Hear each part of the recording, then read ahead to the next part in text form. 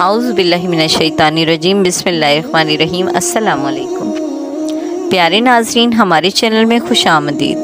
Islamic واقعات و بیانات، کہانیاں، معجزات اور وظائف کے لیے ہمارے چینل کو سبسکرائب کریں، جو کہ بالکل فری ہے۔ آج ہم بیان کرنے جا رہے ہیں حضرت بلقیس کے مسلمان ہونے کا واقعہ۔ یہ ملک سبا کی بادشاہ تھیں۔ حضرت سلیمان علیہ السلام کو ہدہد جانور نے خبر دی تھی کہ میں نے ایک عورت بادشاہ دیکھی ہے اور وہ آفتاب کو پوچھتی ہے۔ آپ نے ایک خط لکھ کر ہدہد کو دیا، اس کے پاس ڈال دینا۔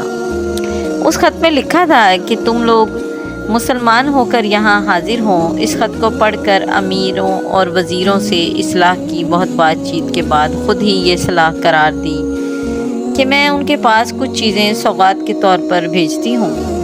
اگر لے کر رکھ لیں تو سمجھوں گی کہ دنیا دار بادشاہ ہے، اگر نہ رکھیں تو سمجھوں گی کہ پیغمبر ہیں۔ جب وہ چیزیں حضرت سلیمان علیہ السلام کے پاس پہنچیں تو آپ نے سب لوٹا دی اور کہلا بھیجا کہ اگر مسلمان نہ ہوگی تو لڑائی کے لیے فوج لاتا ہوں۔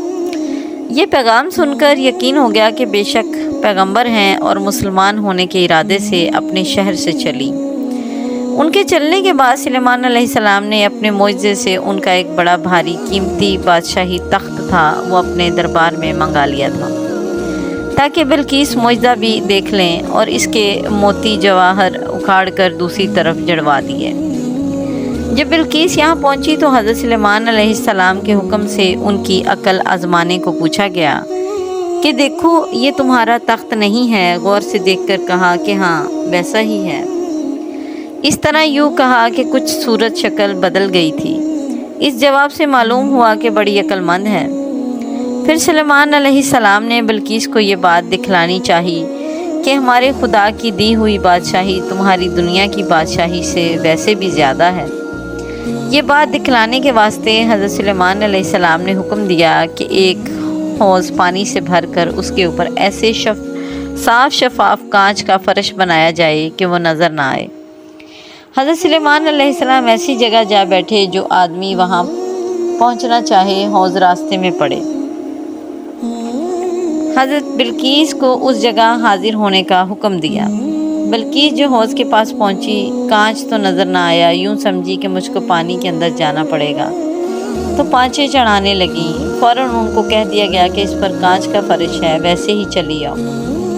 جب بلقیس نے تخت کے منگا لینے کا معجزہ دیکھا اور اس کاریگر کو بھی دیکھا جس نے یہ سمجھی کہ ان کے پاس ویسے بھی بادشاہی کا سامان میرے یہاں کے سامان سے زیادہ ہے، تو فوراً کلمہ پڑھ کر مسلمان ہو گئیں۔ پھر بعض عالموں نے تو یہ کہا کہ حضرت سلیمان علیہ السلام نے ان کے ساتھ خود نکاح کر لیا، اور بعضوں نے کہا کہ یمن کے بادشاہ سے نکاح کر دیا۔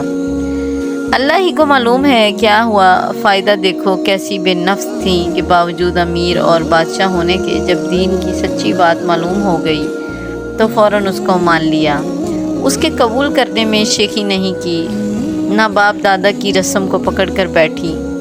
بیویوں تم بھی اپنا یہی طریقہ رکھو کہ جب دین کی بات سنو کبھی آر یا شرم یا خاندان کے رسم کی پیروی مت کرو، ان میں سے کوئی چیز کام نہ آئے گی، فقط دین ساتھ چلے گا۔